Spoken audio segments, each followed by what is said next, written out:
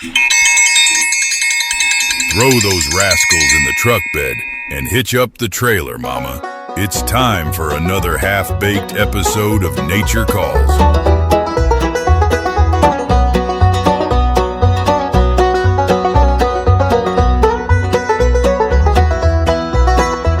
Hello, everyone. Welcome to the Nature Calls podcast.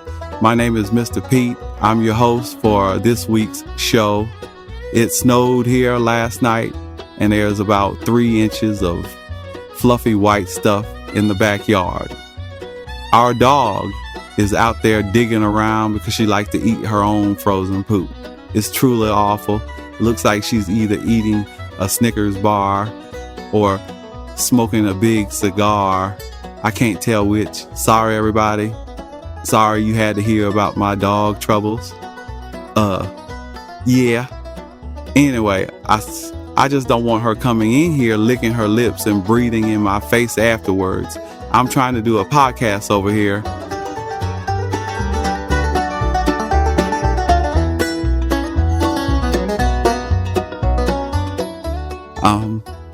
Fair warning, everybody. This is your last chance to grab some coffee because we're about to get started. Let me ask you this. Have you ever taken a road trip with your father? Just you and your dad along and no one else? I'm sure you know this, but dads are different creatures in the wild than they are at home on a leash, so to speak. They get talky. They say and do embarrassing things they normally wouldn't do at home. Our first story is about a guy on a road trip in Yellowstone National Park with his dad, and things get a little awkward. So here it is. The story is called Elk Hunting in Yellowstone, exclusively on the Nature Calls podcast.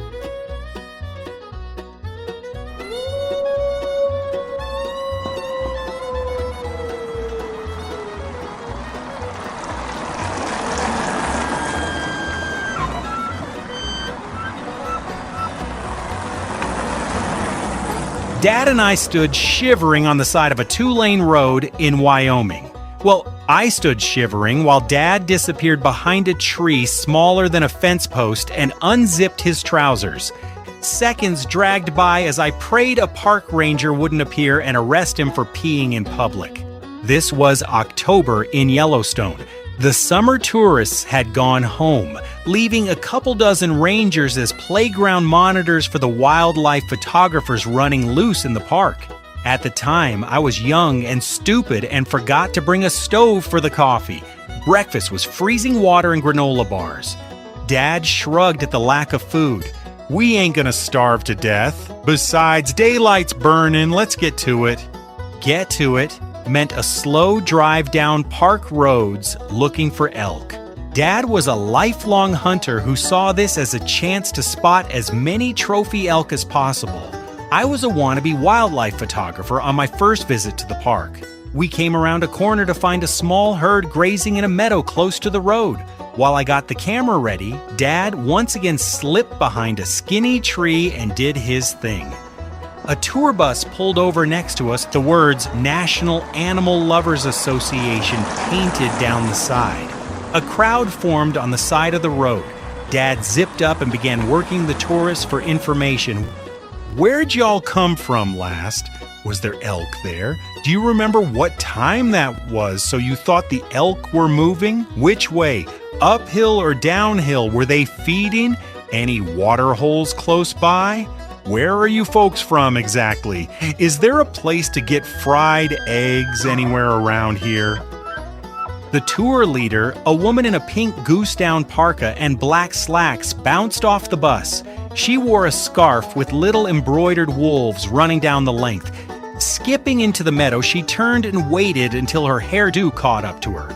Dad stood under 5 foot and had to squeeze through the crowd to get a look at her.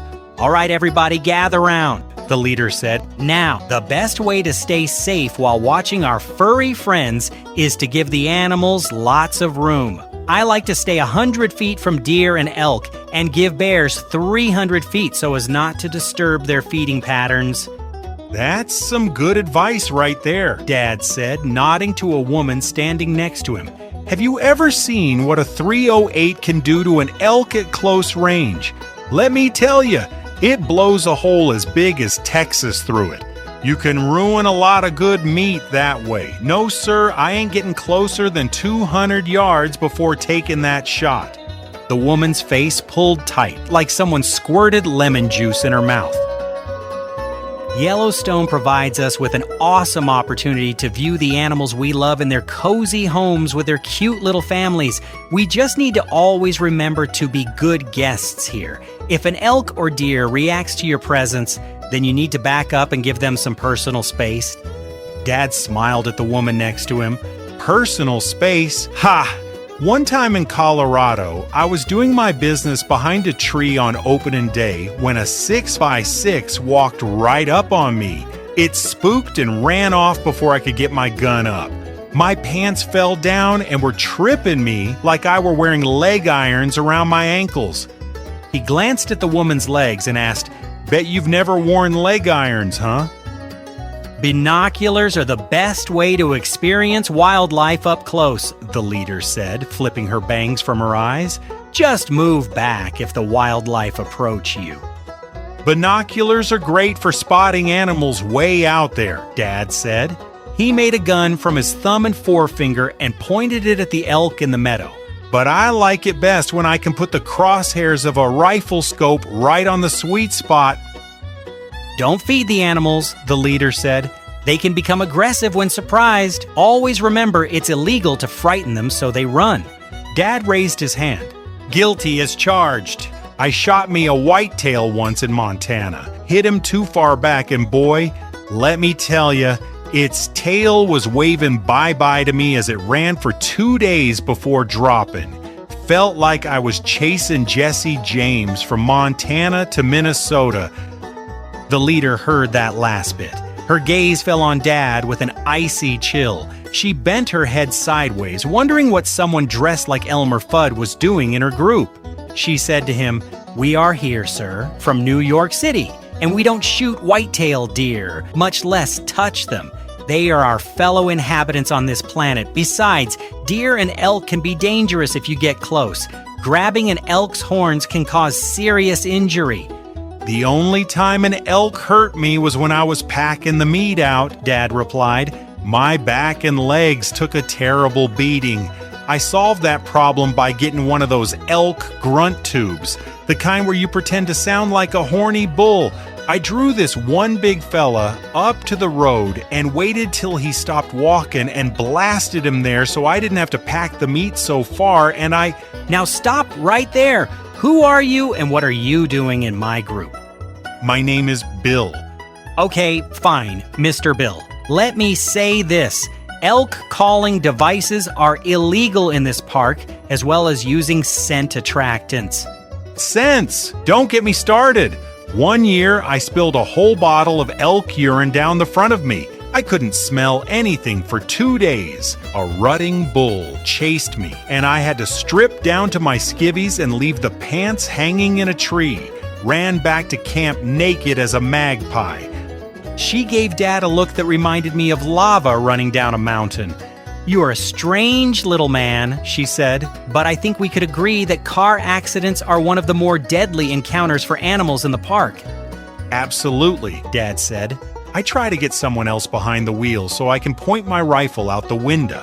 It's gosh awful hard to keep the wheels on the road and get a good aim at the same time. I always say, safety first." The leader's hairdo seemed to lose its fluff and proceeded to flop loosely, shadowing one of her eyes. "Perhaps you don't understand my point," she said, "but we are all tourists on this planet. Each of us on the bus has given thousands of dollars to protect our fellow animal brethren from thoughtless killers like you. We are the defenders of those who do not have a voice." The group began to clap, cheering her on. The elk herd straightened up at the clapping, then bolted for the woods. Dad stood there calm as ever. "Lady, did anyone ever tell you that $45 billion a year is paid out by scruffy old farts like me to protect and manage these here animals? Hunters like me love these elk. Love 'em like you'll never understand.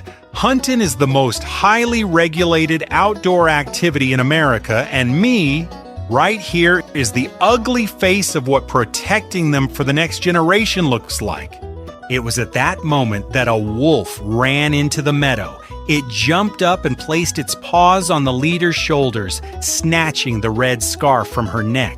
The animal turned and ran back into the trees. The group of terrified onlookers scrambled over each other to get back on the bus. Without hesitation, Dad grabbed a stick and chased after the wolf. The air bristled with the sounds of breaking sticks and profanities. The wolf's vicious growl echoed all around us. When Dad finally staggered out from the tree line, his boots were missing. His jacket sleeve was ripped open at the shoulder, and a large crescent chunk of his hat bill was bitten off. The people on the bus gasped at the sight of him. He stopped to lean against the side of the bus and catch his breath. Sweat dripped in his eyes. A window on the bus opened a crack, and he handed the red scarf up to the leader. "Well," she said, "you are quite the unexpected gentleman, Mr. Bill." Dad blushed and said, "We might have our differences, me and you, but when the wolf comes a-knockin', I'll be there for you." The leader smiled and said, "And I, sir, will surely remember you in my prayers tonight."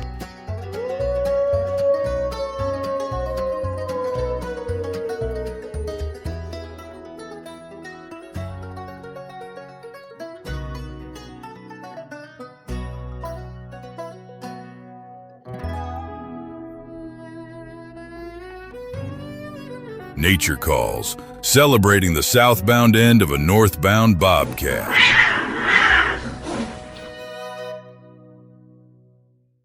Have you ever been killed in an accident?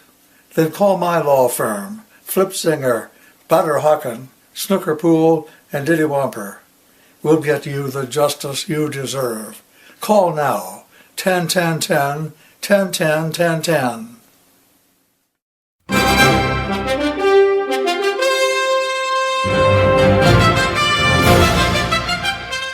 Breaking news! The city of Los Angeles is under lockdown as packs of hungry wolves invade Southern California. Officials have ordered a shelter in place for all neighborhoods surrounding the city, including Beverly Hills, where a 911 call to the police yesterday reported a wolf lurking near a group of teenagers. The police arrived with guns drawn, only to find a short, fat movie producer crouched in the bushes and covered in body hair. In other California news, midterm elections are fast approaching, and a political action committee has found an interesting way of reaching out to voters. They have started what they call the Seance campaign. That's right, you heard that correctly. The group is holding regular seance sessions all across the Inland Empire, reaching out to the nearly 1 million registered deceased voters who receive a ballot each year. Their reason for doing this to ask them to consider the issues carefully and vote for change in the November election. I'm Igor Fumbleton for the Nature Calls podcast.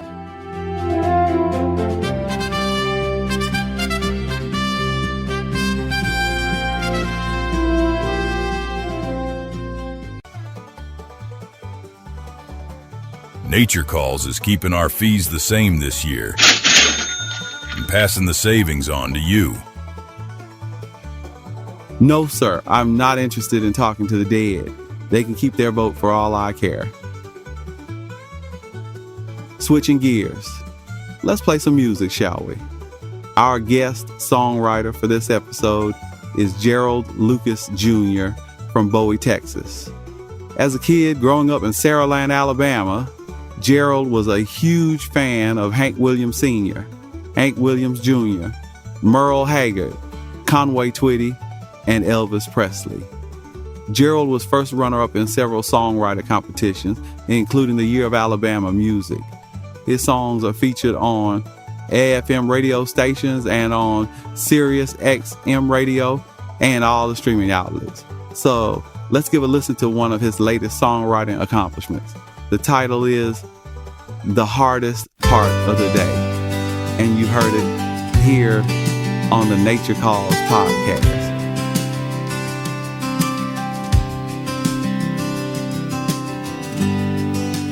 Wishing I could make all your dreams come true, wanting to feel your touch, 'cause I miss you so much. Looking at your picture up there on the wall, reaching for the phone, knowing I can't call. The hardest part of today is loving you, knowing we will never kiss again, that I've lost my best friend and there's nothing I can do. The hardest part of today is loving you.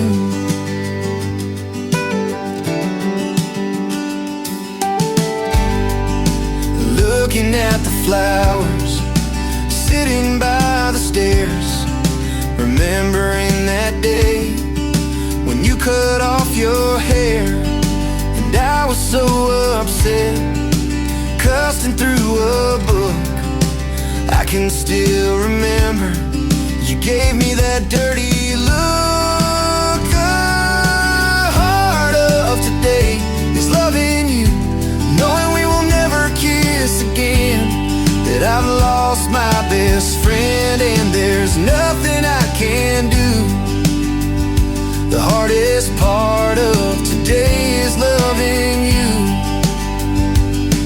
I know I need to let you go, but don't you know I love you so? Looking at your picture up there on the wall, reaching for the phone, knowing I can't call. I'm sitting here on the couch, feeling so alone, thumbing through a book of fancy headstones. My cup is running over with emotion I can't feel. I know I need some closure, but right now I can't deal. The hardest part of today, the hardest part of today is loving you, is loving you.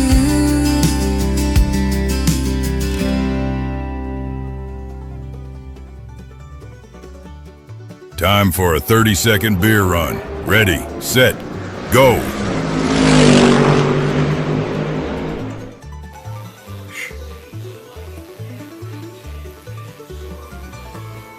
Are you one of those people who have nothing wrong with you? Then you should know about Domino. Domino is the only non-prescription medicine designed specifically for those who have nothing wrong with them. So when people say, "You look good," you simply tell them, "I take 2 Domino a day, one in the morning and one in the evening. Then put a little vanilla behind my ears and I'm good for the day." Ask your doctor if Domino is right or wrong for you. Then see your local pharmacist or the Domino drugstore for this introductory offer of the economy-sized Domino for only $19.95. Act now. Nature Calls is giving number 2 the blue ribbon. Hi, I'm Dan Diffino, speaking on behalf of the Comfortless Chair Company in Low Point, North Carolina. We make all those uncomfortable chairs found in doctors' offices and waiting rooms all over America. It's not easy making seats that are ergonomically incorrect, but our trained experts know how to do it. Check out our website at mybuttaches.com.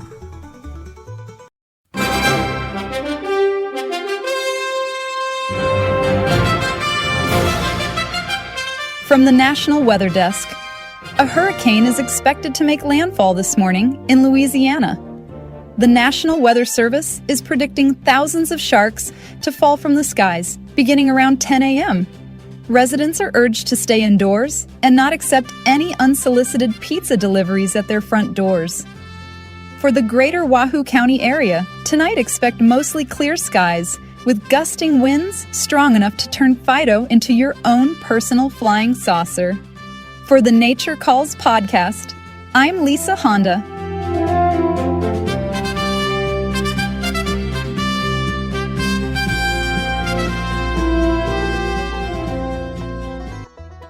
Welcome back to the Nature Calls podcast.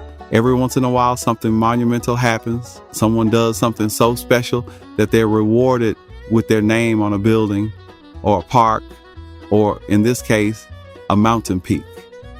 But what happens when time passes and it's time to rename the peak? Let's find out. Gertrude McGillicuddy stared out her soot-stained window at the sharp apex of Connor Peak. She drummed her fingers on her chin and thought to herself, I need to do something about that darn mountain.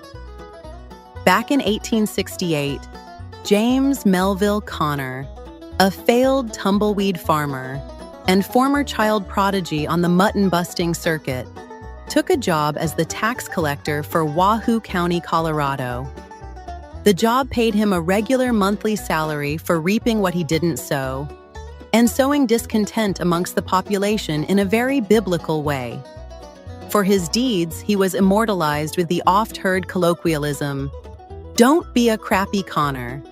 But he also happened to be the hero of a torrential flood, where he saved no less than 3 small children from drowning in the river.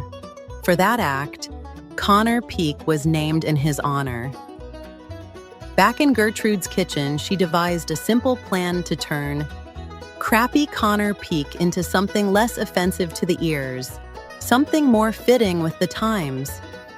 20 years of seeing the tax collector's peek out her window every morning and thinking about what little money she had soured her countenance. Her renaming effort started small, with the county commissioner's blessing and a suggestion box placed at the local grocery store. The only requirement was that the new name should not stray too far phonetically from the original. Suggestions poured in, starting with Con Peak, which seemed too close to the original meaning they were trying to get away from. It was rejected in the first round. Next was Condor Crest, which was easy on the tongue.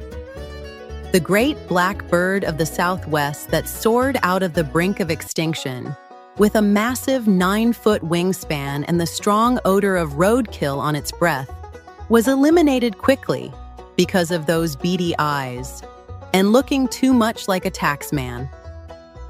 Condom Climax had a certain comedic appeal to it. All 436 high schoolers slipped a piece of paper in the suggestion box, filling it to capacity. But naming a mountain for a birth control practice put all the Catholics on edge. Confederate Mountain was offered, but the mention of the word brought on visions of the stars and bars and turned half the population into an angry mob. The county commissioners couldn't allow that in their fair town. Conquest Point suffered from much of the same problem as Condom Climax, with all of the male population turning goose-eyed and giggly just saying the words. Then there was Conway Twitty Heights, which received the most ballots from the gray-haired generation who remembered a Nashville singer with an afro and a libido bigger than the Astrodome. The renaming debate went late into the night. The town turned out in record numbers. Everyone had their 2 cents to add on the subject. Feelings got stepped on. Tempers flared as Continental Mountain, Congeniality Peak, and Contraception Crown each got their shot at the title, but none of them passed muster. The naming got back around to Conway Twitty Heights, but it was a hard sell to the jealous husbands picturing a handsome man singing about tight-fitting jeans from a peak that overlooked every bedroom in town. Then, as dawn arrived, the voting took another turn. Connie Peak was offered, as in Connie Francis. She was a female singer from the 1950s and 60s, the first woman to reach the Billboard Top 100, and who sold a whopping 200 million records in 7 different languages. Everyone who was still awake voted for either Conway Twitty Heights or Connie Peak. A winner was named. The next morning, Gertrude woke around 10 o'clock and poured herself a cup of coffee. She sat down on her back steps and admired the newly minted Connie Peak before her. She had successfully defeated the taxman, pulled the plug on a singer with tight jeans, and kept a dragon-like bird from landing on the mountaintop. Not bad for a week's worth of fighting. Next up, she really needed to do something about renaming that silly Wahoo County.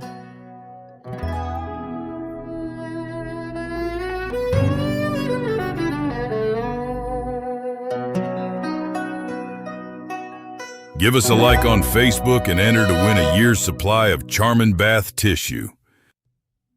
Here now is another song written by our guest songwriter Gerald Lucas Jr. It's called I Put the Cat Back on the Bottle, exclusively on the Nature Call podcast.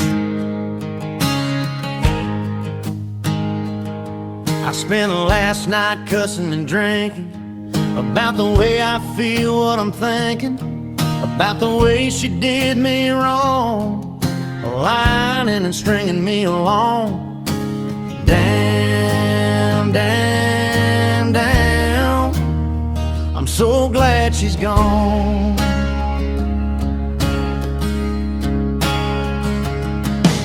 Today I put the cat back on the bottle, on the table by the Bible. Then remember what Mama said so long ago. Son, one day you're gonna reap what you sow.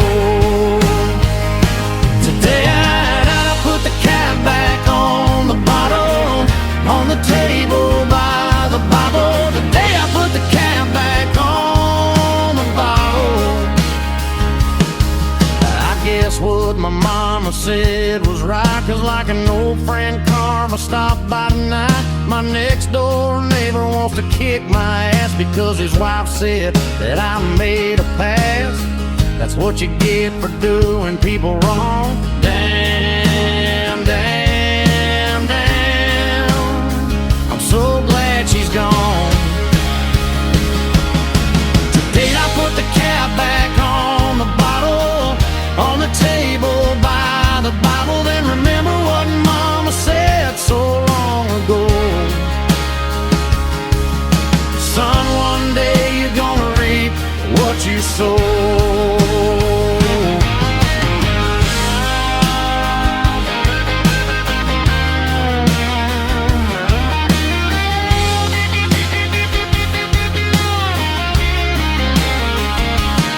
Some say the liquor made me do it, but the truth is I blew it.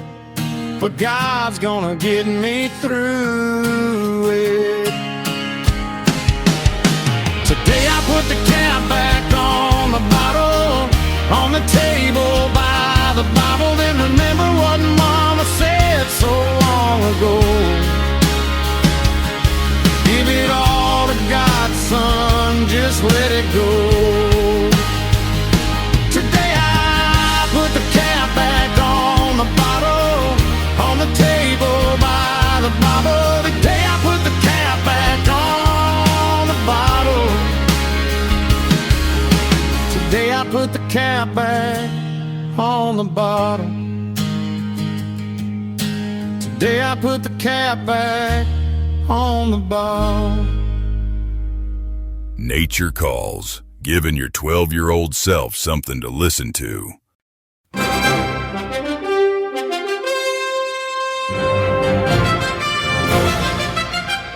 From the team sports desk, driveway basketball season kicks off this week around the nation, with millions of overweight men chasing balls and shooting baskets against short, skinny children.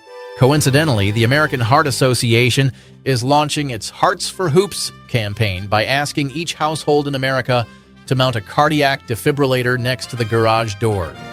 In other news, with the surge in viewership of Olympic curling competitions, online sports betting is getting in on the action by offering wagers on who will get their rocks off first. I meant to say, who will get their rocks knocked off first. Wait, is that right? Can I even say that on the air? Oh, sorry. Forget I said anything.